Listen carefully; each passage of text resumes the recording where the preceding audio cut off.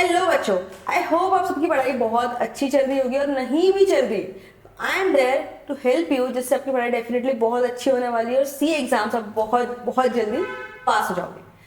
I am C Riddhi Parekh, founder first opinion test series and mentorship program and faculty for CA intermediate strategic management. तो कई students की request आई थी कि ma'am SM में case study based questions को कैसे अप्रोच करना है। उसके लिए ये वीडियो मैंने बनाया है। इसमें हम एंड टू एंड डिस्कस करेंगे क्या आपका अप्रोच होना चाहिए केस स्टडी बेस्ड क्वेश्चंस के लिए। स्ट्रेटेजिक मैनेजमेंट में थियरी क्वेश्चंस ही होते हैं पूरे, या तो वो डायरेक्ट क्वेश्चंस होंगे और या तो case study based. Direct question में स्कोर करना इजी होता है बिकॉज इसमें ऑलरेडी वही कंटेंट लिखना है जो आप बुक में पढ़ चुके हो। उसमें आउट ऑफ द बॉक्स है, एकदम नया कुछ नहीं होता। तो अगर आपने स्ट्रेटेजिक मैनेजमेंट के सारे कॉन्सेप्ट बहुत अच्छे से पढ़े और मेरी स्मार्ट नोट से सब कुछ आपने प्रॉपरली किया तो डायरेक्ट क्वेश्चन तो डेफिनेटली आप 100% बहुत अच्छा लिख के आओगे। रही बात केस स्टडी वाले क्वेश्चन की, तो यहीं पे एसएम में आपके अगर मार्क्स कट सकते हैं ना, तो केस स्टडी बेस्ड क्वेश्चन पे ही कट सकते हैं। तो इसमें आपको प्रैक्टिस बहुत अच्छी करनी है, उसका अप्रोच आपका बहुत सही होना चाहिए। तो हम लोग कुछ सिलेक्टेड केस स्टडी क्वेश्चन यहाँ पे डिस्कस करेंगे कि आपका अप्रोच क्या होना चाहिए। तो आ जाओ, क्वेश्चन बैंक मैंने ओपन किया है, चैप्टर नंबर 4 जिसमें सबसे ज्यादा स्ट्रेटेजीज है उसका एक क्वेश्चन मैंने लिया हुआ है, डिस्कस करते हैं। There has been fierce demand for both GEICO and Flybe for the last 3 years. GEICO makes mass consumption pens, while Flybe is a notebook and diary brand, both being complementary goods to each other. तो दो company की बात हो रही है यहाँ पे, एक GEICO और एक Flybe। तो GEICO जो है वो पेन बनाता है, Flybe क्या बनाता है, नोटबुक और डायरी बनाता है।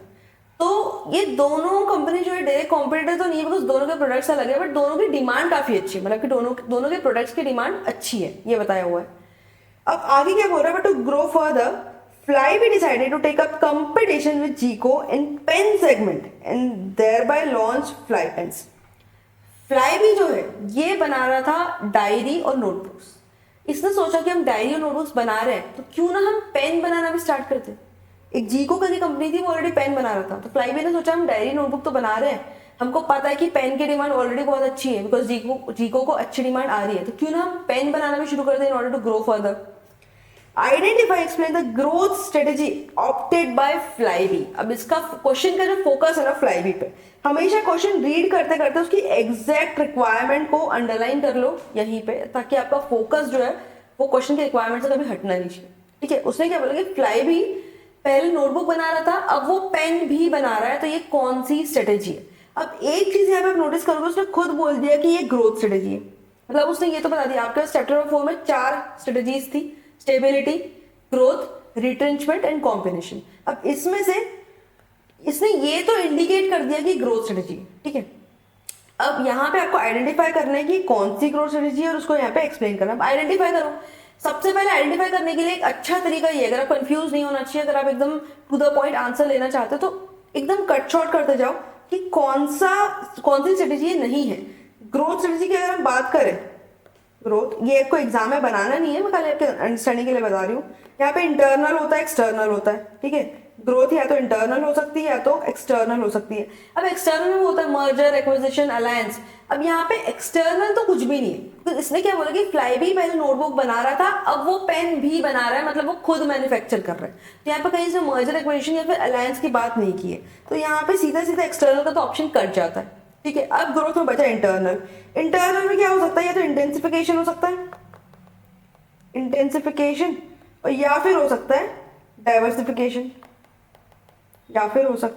डाइवर्सिफिकेशन, अब इंटेंसिफिकेशन में क्या था, इंटेंसिफिकेशन में 3 टाइप के होते थे। वन इज मार्केट डेवलपमेंट, मतलब कि आप नए मार्केट एरिया में एंटर कर रहे हो। अब यहाँ पे मार्केट डेवलपमेंट की तो बात ही नहीं आती बिकॉज इसने मार्केट की कोई बात किया ही नहीं, इसने बस बोला कि पहले वो डायरी बनाता था, अब वो पेन बना रहा है। ठीक है, तो मार्केट डेवलपमेंट की यहाँ कोई बात नहीं हो रही है। मार्केट पेनिट्रेशन तब होता है जब आप सेम प्रोडक्ट को सेम मार्केट में सेल कर रहे हो, बट यहाँ पे नया प्रोडक्ट ऐड हुआ है, तो मार्केट पेनिट्रेशन की बात नहीं आती। बची बात प्रोडक्ट डेवलपमेंट, तो ये प्रोडक्ट डेवलपमेंट में ये शायद हो सकता है बिकॉज इन लोगों ने नया प्रोडक्ट मार्केट में लेके आए। ठीक है, अब यहाँ पे ये कंसिडरेबल ऑप्शन है। ठीक है, आप जब सोच रहे हो, क्वेश्चन रीड करते हो कि कौन सी स्ट्रेटेजी हो सकती है, तो आप एलिमिनेट करते जाओ कि देखो ग्रोथ स्ट्रेटेजी में इतने ऑप्शन है, ये तो पक्का नहीं है, ये भी नहीं है, तो चलो अब यहाँ ये नहीं है, ये भी नहीं है, तो प्रोडक्ट डेवलपमेंट हो सकता है बिकॉज क्वेश्चन की रिक्वायरमेंट या क्वेश्चन की डिटेल्स को देख के लग रहा है नया प्रोडक्ट आया तो शायद प्रोडक्ट डेवलपमेंट हो सकता है। बची बात डाइवर्सिफिकेशन की, इसमें एक और होता है इनोवेशन, तो यहाँ पे इनोवेशन की भी कोई बात आती नहीं है। इनोवेशन जो थर्ड टाइप ऑफ यहाँ पे इंटरनल है। तो इनोवेशन टाइप की कोई चीज यहाँ पे इन्फॉर्मेशन क्वेश्चन में दी नहीं हुई है, डायरी बना रहा था, अब वो पेन बना रहा है, तो it is not something very innovative, तो ये भी हो जाता है कैंसर। अब बचा डाइवर्सिफिकेशन। डाइवर्सिफिकेशन में हो सकता है या तो कॉन्सेंट्रिक या तो कॉन्ग्लोमरेट। कॉन्सेंट्रिक या तो कॉन्ग्लोमरेट। कॉन्ग्लोमरेट तब होता है जब एकदम आप न्यू इंडस्ट्री में जा रहे हो, new market and new industry. अभी एकदम न्यू मार्केट तो नहीं है, कहीं ना कहीं थोड़ा सा रिलेटेड है। स्टेशनरी इंडस्ट्री, पहले डायरी था अब पेन है तो स्टेशनरी इंडस्ट्री का ही पार्ट, तो कॉन्ग्लोमरेट भी पक्का नहीं है। बचा कॉन्सेंट्रिक। कॉन्सेंट्रिक वाला वो होता है जब आप रिलेटेड डाइवर्सिफिकेशन करते हो, जो आपका नया प्रोडक्ट है या आपका जो नया बिजनेस है, जहाँ आप डाइवर्सिफिकेशन कर रहे हो कहीं कहीं रिलेटेड है पुराने बिजनेस से, through product, through process, through market और थ्रू टेक्नोलॉजी, राइट। तो यहाँ पे कोई ना कोई रिलेटेडनेस शायद एस्टेब्लिश हो रही है क्वेश्चन की, अगर डिटेल्स को आप देखोगे तो। है तो स्टेशनरी इंडस्ट्री ना, पहले हम नोटबुक डायरी सेल कर रहे थे, अब हम पेन भी साथ में सेल कर रहे हैं, तो कहीं ना कहीं रिलेटेड है। जो अगर आप एज ए स्टूडेंट जाओगे कोई बुक, कोई स्टेशनरी शॉप में डायरी लेना, तो शायद आप पेन भी ले ही लोगे। सेम टाइप की इंडस्ट्री, एक स्टेशनरी वाला ही होता है जो डायरी भी रखता है पेन भी रखता है। ऐसा नहीं है कि कोई टेक्सटाइल वाला होता है जो पेन रखता है और कोई स्टेशनरी वाला होता है जो डायरी रखता है। It is same kind of industry, तो कहीं ना कहीं शायद कॉन्सेंट्रिक भी हो सकता है। तो यहाँ पूरे ग्रोथ स्ट्रेटेजी में से दो हमने एलिमिनेट करके दो स्ट्रेटेजी शॉर्टलिस्ट किए जो हो सकती है। One is product development and one is concentric diversification. अब इन दोनों में डिफरेंस क्या होता है इसको सोचो। अगर आपने अच्छे से पढ़ा होगा तो आपको पता होगा कि प्रोडक्ट डेवलपमेंट में जो है ना, आपका जो एग्जिस्टिंग प्रोडक्ट होता है उसी का वेरिएशन या फिर मॉडिफिकेशन होता है। एग्जिस्टिंग प्रोडक्ट का ही कोई वेरिएशन या मॉडिफिकेशन होता है। लाइक अगर आप अभी तक बाइंडिंग वाली डायरी बेच रहे थे तो अभी आप स्पाइरल वाली डायरी बेच रहे हो। एक बीच में कॉन्सेप्ट आया था लॉक वाली डायरी, अभी तक आप रेगुलर डायरी बेच रहे थे, अब लॉक वाली डायरी। तो सेम प्रोडक्ट का जब वेरिएशन होता है कि सेम प्रोडक्ट में कोई मॉडिफिकेशन होता है, तब वो होता है प्रोडक्ट डेवलपमेंट। अदरवाइज वो होता है कॉन्सेंट्रिक डाइवर्सिफिकेशन। जब आप आप कोई नया बिजनेस स्टार्ट कर रहे हो बट वो नया बिजनेस आपके एग्जिस्टिंग बिजनेस से रिलेटेड है, related through industry, through technology, through marketing, through customer base, ऐसी कोई तो चीज से रिलेटेड है। अब यहाँ पे आपको रिलेटेडनेस एस्टैब्लिश हो रही है बिकॉज स्टेशनरी इंडस्ट्री का ही पार्ट है आपका डायरी भी और आपका पेन भी, मतलब कहीं ना कहीं वो इंडस्ट्री रिलेटेड है, आपका मार्केट रिलेटेड है, आपका कस्टमर बेस भी कहीं ना कहीं सिमिलर होने वाला है। तो ये जो स्ट्रेटेजी है जो आपकी करंट क्वेश्चन में पूछी कौन सी होगी, कॉन्सेंट्रिक डाइवर्सिफिकेशन की स्ट्रेटेजी। और ये हमने आइडेंटिफाई कैसे किया, एलिमिनेशन मेथड्स। उसने क्वेश्चन में आपको बता दिया कि देखो ये ग्रोथ स्ट्रेटेजी है। अब ग्रोथ में से कौन सा, तो हमने देखा कि चलो एक्सटर्नल तो बिल्कुल नहीं है, इंटरनल में इंटेंसिफिकेशन के ये तीन होते हैं, तीन में से ये दो तो बिल्कुल नहीं है, ये शायद हो सकता है। डाइवर्सिफिकेशन का कॉन्ग्लोमरेट तो बिल्कुल भी नहीं, कॉन्सेंट्रिक शायद हो सकता है। अभी शायद वाले जो बचे थे उसमें हमने आपस में कंपैरिजन किया कि इन दोनों की मीनिंग में क्या डिफरेंस है, and then you come to a conclusion ये कौन सा है। अब आपने आइडेंटिफाई कर दिया, सबसे पहले आप आंसर लिखते हो कि बता दो कि फ्लाईबी पेन्स जो है it was already into manufacturing and sales of notebooks and diary. Now it is also manufacturing pen, which is a concentric diversification, also known as related diversification. इतना लिख दिया, उसके बाद आपको उसको डिटेल में एक्सप्लेन करना है। आंसर यहाँ पे रीड करते हैं फटाफट। Flybe is a notebook and diary brand, but to grow further, Flybe decided to take up competition with Zico in pen segment and thereby launched Fly Pens. अब ये देखो, Zico भी है जो पेन सेल करता है, ये चीज आपको क्वेश्चन में कहीं ना कहीं एडिशनल दी हुई, इसका काम नहीं है। अगर डायरेक्ट आपको क्वेश्चन देता कि फ्लाईबी कंपनी वो पहले डायरी बनाती थी अब वो पेन बना रही, तब ये कौन सी स्ट्रेटेजी है, तब भी आंसर ये। तो यू हैव टू अंडरस्टैंड कि क्वेश्चन में कौन सा डेटा बहुत इंपॉर्टेंट है, और उसको क्वेश्चन रीड करते करते अंडरलाइन करके रखो, क्वेश्चन की एग्जैक्ट रिक्वायरमेंट को भी अंडरलाइन करके रखो। Flybe, that is hitherto not into producing pens, start producing them and other similar products, is following a concentric diversification, which is basically a related diversification. Question के facts को आपने state किया, strategy को identify किया, अब उसको detail में आप एक्सप्लेन करूंगी। In this form of diversification the new business is linked to existing business through existing system such as process, technology और मार्केटिंग। कोई ना कोई चीज से आपका जो नया बिजनेस है वो पुराने बिजनेस से रिलेटेड है। द न्यू प्रोडक्ट, अब आपने एक्सप्लेन कर दिया कि ये क्या होता है, अब उसके थोड़े से फीचर्स बता दो कि हाँ इससे बेनिफिट ऑफ सिनर्जी होता है, ये स्पिन ऑफ होता है और इसके रीजंस क्या होता है, कुछ डिटेल्स आपने पहले फैक्ट्स ऑफ द केस थोड़ा सा स्टेट किया, उसके बाद स्ट्रेटेजी को आइडेंटिफाई किया, स्ट्रेटेजी का मीनिंग एक्सप्लेन किया और थोड़ा सा आपने उनमें फीचर्स लिख दिए। इस तरीके से आपका कंप्लीट एकदम फुल प्रूफ आंसर बनेगा। The new product is a spin-off from the existing facilities and products and processes. There are benefits of synergy with the current operations. The most common reason for pursuing concentric diversification is that opportunities in the existing line of business are available. सबसे पहले facts state किए, strategy identify की, strategy का meaning बताया और strategy को और थोड़ा डिटेल में थ्रू फीचर्स हमने एक्सप्लेन किया. इस तरीके से आपका एक परफेक्ट आंसर बनेगा.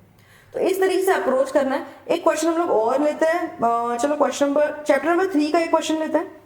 चैप्टर नंबर 3 जिसमें और स्ट्रेटजीज है, माइकल पोर्टर्स वाली स्ट्रेटजी यहाँ पे है. इसमें आ जाते हैं हम लोग. माइकल पोर्टर की एक स्ट्रेटजी वाला क्वेश्चन हम लोग यहाँ पे देखते हैं. सबसे ज्यादा कंफ्यूजन कहीं होता है तो स्ट्रेटजी वाले क्वेश्चंस में ही होता है. बाकी सारे क्वेश्चंस तो यहाँ पे कंपैरेटिवली फिर भी इजी हो जाते हैं. चैप्टर में 3 के हम लोग कुछ क्वेश्चंस देखते हैं. Airline industry in India is highly competitive with several players. Airline industry की बात कर रहे हैं. Business face severe competition, aggressively market themselves with each other. LuxuryJet is a private Delhi-based company with a fleet size of 9 small aircraft with sitting capacity ranging between 6 seats to 9 seats. Delhi-based company है, LuxuryJet नाम है. Fleet size सिर्फ 9 small aircraft, तो सिर्फ 9 aircraft, तो sitting capacity हर एक aircraft में 6 to 9 seats के आसपास ही होती है. These aircraft are chartered by big business house and high net worth individuals for their personalized use. अब ये इनका कस्टमर बेस कौन है? तो कस्टमर इनके जो है वो हाई नेटवर्थ इंडिविजुअल, मतलब कि बहुत ज्यादा रिच लोग इनके कस्टमर्स हैं. कोई बड़े बिजनेस हाउसेस, कोई बड़े कॉर्पोरेट टाटाज, अंबानीज में भी जो चार्टर्ड प्लेन इनके थ्रू हायर करते हैं. With customized tourism package, the aircraft is also often hired by foreigners. अब इनके कस्टमर बेस में फॉरेनर्स वाला भी स्कोप है, बिकॉज जो ये टूरिज्म वाले ट्रैवल होता है उसको चार्टर्ड प्लेन से इनको कस्टमाइज पैकेज करके प्रोवाइड करते हैं. Identify and explain Michael porters generic strategy followed by LuxuryJet. अब देखो क्वेश्चन में हिंट अपने आप कहीं ना कहीं दी होती है, आपको बस उस हिंट को आइडेंटिफाई करना है. अब यहाँ पे उसने एक चीज तो डायरेक्टली बोल दिया कि माइकल पोर्टर की जेनरिक स्ट्रेटेजी. अभी यहाँ पे डिस्कस करने से पहले मैंने आपको बोला था कि चैप्टर नंबर 3 के क्वेश्चंस देखते हैं, लेकिन जब एग्जाम में क्वेश्चन आएगा तो लिखा तो नहीं होगा कि कौन से चैप्टर का क्वेश्चन, राइट. आपको टॉपिक आइडेंटिफाई करना है, फिर टॉपिक में क्या लिखना है उसको आइडेंटिफाई करना है. अब टॉपिक इसने खुद दे दिया कि देखो माइकल पोर्टर की जेनरिक स्ट्रेटेजी है, डिटेल्स दिया कंपनी की, और उसने ये भी बताया कि माइकल पोर्टर की जेनरिक स्ट्रेटेजी है, इसको आइडेंटिफाई करो, एक्सप्लेन करो. सबसे पहले आइडेंटिफाई करना है. तो माइकल पोर्टर की जेनरिक स्ट्रेटेजी कौन कौन सी है? कॉस्ट लीडरशिप, डिफरेंशिएशन और focus strategy. Cost leadership, differentiation और फोकस. उसने ये बताया कि LuxuryJet है, कस्टमर कौन है? बहुत रिच लोग हैं, बड़े बिजनेस हाउस, फॉरेनर्स या फिर हाई नेटवर्थ इंडिविजुअल, मतलब कि एकदम ज्यादा एलाइट लोग हैं. इसकी फ्लीट जो है वो भी कम है, मतलब सिर्फ 9 एयरक्राफ्ट उसके पास, सिटिंग कैपेसिटी भी कम है. मतलब ये इससे ये पता चल रहा है मास मार्केट को जो है केटर नहीं कर रहा, ये एकदम निश मार्केट को केटर कर रहा है. एंड माइकल पोर्टर की निश मार्केट को केटर करने वाली स्ट्रेटेजी थी फोकस्ड स्ट्रेटेजी. जो कॉस्ट लीडरशिप और डिफरेंशिएशन स्ट्रेटेजी थी वो मास मार्केट को केटर करती थी, नैरो मार्केट को नहीं, निश मार्केट को नहीं. अगर ये नैरो मार्केट को केटर कर रही है, जो कि क्वेश्चन में लिखा है, इनडायरेक्टली हिंट दी हुई है, क्योंकि इसके पास सिर्फ 9 एयरक्राफ्ट है, सिटिंग कैपेसिटी भी कम है, और जो कस्टमर बेस है वो बहुत एलाइट है. इसका मतलब कि बहुत छोटे मार्केट को केटर कर रहा है, विच मीन्स ये माइकल पोर्टर की फोकस्ड स्ट्रेटेजी की बात कर रहा है. तो तीनों स्ट्रेटेजी में से हमने 2 एलिमिनेट कर लिए और एक फाइनलाइज करेगी फोकस स्ट्रेटेजी. अब फोकस स्ट्रेटेजी में भी 2 टाइप थे. फोकस स्ट्रेटेजी में भी 2 टाइप थे, एक तो फोकस्ड कॉस्ट और फोकस डिफरेंशिएशन. अब ये फोकस कॉस्ट है, फोकस डिफरेंशिएशन है, क्वेश्चन की डिटेल्स के हिसाब से आप सोचोगे तो इसने क्या बोला कि कस्टमाइज टूरिज्म पैकेज भी देते हैं, ठीक है, बड़े बड़े बिजनेस हाउस को चार्टर्ड प्लेन देते हैं. अब ये कस्टमाइज टूरिज्म दे रहा है, मतलब कहीं ना कहीं डिफरेंशिएशन की बात हो रही है, बिकॉज जब हम कॉस्ट लीडरशिप पे जाते हैं तो उसमें स्टैंडर्डाइज होती है चीजें, कस्टमाइज नहीं होती. जब हम कस्टमाइज पे जा रहे हैं तो डिफरेंशिएशन होता है. तो फोकस स्ट्रेटेजी में डिफरेंशिएशन स्ट्रेटेजी फॉलो कर रहे हैं. हमको इन चीजों से पता चल रहा है कि कस्टमाइज टूरिज्म पैकेज दे रहे हैं और कुछ तो भी है जो वो अलग कर रहा है, कुछ तो भी है जो वो अलग कर रहा है. एयरलाइन इंडस्ट्री में जनरली बहुत सारी एयरलाइंस है जो आपको हर डेस्टिनेशन के लिए मिल जाएगी, बट ये कुछ चार्टर्ड सर्विस प्रोवाइड कर रहे हैं. फ्लीट साइज कम है, हर एक प्लेन के अंदर कम सिटिंग कैपेसिटी, मतलब आपको पर्सनलाइज एक्सपीरियंस इसमें मिलता है. कस्टमाइज टूरिज्म पैकेज दे रहा है, मतलब कुछ तो भी अलग कर रहा है, कुछ तो भी डिफरेंशिएटेड कर रहा है, which means it is a focused differentiated strategy. Focus strategy में कॉस्ट की कहीं बात नहीं किया, कोई ऐसा हिंट नहीं दिया जिससे हमको ये समझ में आए कि फोकस्ड कॉस्ट लीडरशिप क्या होता है. फोकस्ड कॉस्ट लीडरशिप क्या होता है कि आप एक निच मार्केट के अंदर, एक नैरो मार्केट के अंदर सबसे लोएस्ट कॉस्ट सर्विस प्रोवाइड हो। एक नैरो मार्केट के अंदर जब आप सबसे लोएस्ट कॉस्ट सर्विस प्रोवाइड कर रहे हो तब आप फोकस्ड कॉस्ट लीडरशिप कर रहे हो। अब इसने इस टाइप की कोई भी इन्फॉर्मेशन क्वेश्चन में नहीं दिया, लेकिन इसने डिफरेंशिएशन की इन्फॉर्मेशन जरूर दी है। That means it is indicating कि ये फोकस्ड डिफरेंशिएशन स्ट्रेटेजी है। तो इस तरीके से स्ट्रेटेजी जब आइडेंटिफाई करनी है, आपको अगर शॉर्ट पता भी है कि ये स्ट्रेटेजी होने वाली है, तब भी एक बार एलिमिनेशन ट्राई कर लो ताकि एकदम क्लियर हो जाए कि हाँ बाकी कोई स्ट्रेटेजी से इसका कोई रिलेशन नहीं है। Come to the answer. Airline industry faces stiff competition. However, luxury jet has attempted to create a niche market by adopting focused differentiation strategy. थोड़ा सा फैक्ट्स ऑफ द केस लिख लिया, स्ट्रेटेजी आइडेंटिफाई करके वहां पे mention कर दी। अब क्या है स्ट्रेटेजी, क्या है उसको एक्सप्लेन करो अच्छे से। Focused differentiation strategy requires offering unique features that fulfill the demands of a narrow market. आपने उसका मीनिंग लिख दिया। अब features, luxury jet compete in the market based on uniqueness and target a narrow market which provides business houses, high net worth individuals to maintain strict schedules. The option of chartered flights provides several advantages including flexibility, privacy, luxury and many times cost saving. Apart from convenience, the facility will provide time flexibility.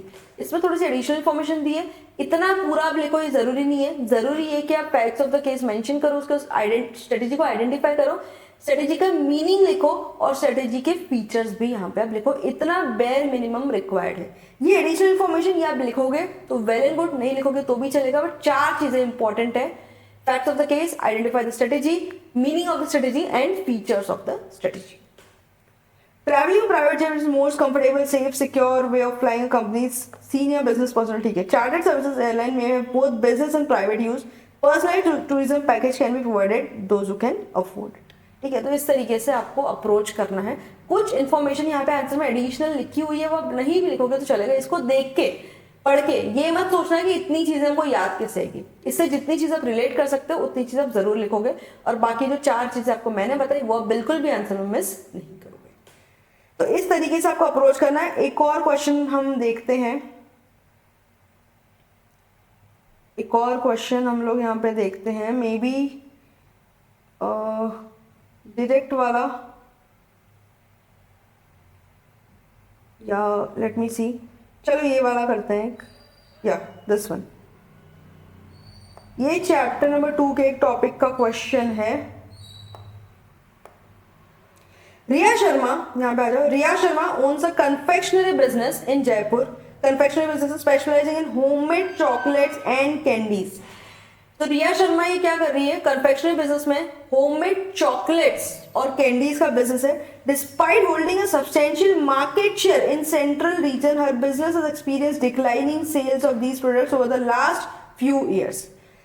Market share इसका अच्छा है, लेकिन इसके product की जो cell है वो थोड़ी थोड़ी कम होते जा रही है। Concerned about the market dynamics, Riya consults a management expert for guidance. The consultant recommends a comprehensive understanding of the competitive landscape. Topic indicate कर रहा है, हर क्वेश्चन में वो टॉपिक खुद ही इंडिकेट करता है। आपको टॉपिक आइडेंटिफाई करके आंसर को अकॉर्डिंगली ड्राफ्ट करना होता है। अब यहाँ पे इसमें बता दी कि रिया जो है वो कन्फेक्शनरी बिजनेस में थी, इसका मार्केट शेयर भी अच्छा था। Over the last few years क्या हो रहा है, सेल थोड़ी कम होते जा रही है। अब उसके लिए क्या किया, कंसल्टेंट को उसने हायर नहीं किया, उसने गाइडेंस मांगा। कंसल्टेंट ने बोला कि कंपिटिटिव लैंडस्केप पे अपने को फोकस करना पड़ेगा, मतलब कि आपका क्वेश्चन कंपिटिटिव लैंडस्केप वाले टॉपिक से रिलेटेड है।